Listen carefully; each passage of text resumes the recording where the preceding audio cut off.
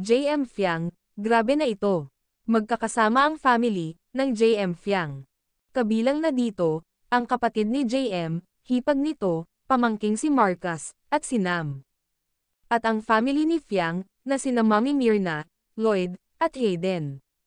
Grabe na pala, ang closeness, ng Ibarra, at Smith family. Lumalalim na din, ang samahan nila.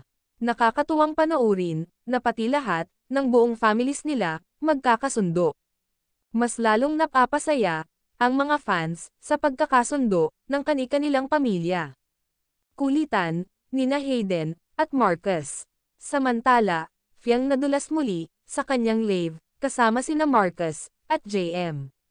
Natawag niyang love muli, si JM, sa by-end, ng kanyang live. Kinilig muli, ang kanilang mga fans, sa sunod-sunod na ayuda, ng JM Fiang. Samantala, si Marcus, pagkasama si Fiang. Mas gusto niya si Fiang, kesa kay JM. Nako Fiang, pati bata, nahuhulog ang loob sa'yo. Kaya si Ibarra, hulog na, ang loob kay E-Girl. If you're someone who needs to hear this, take a breath.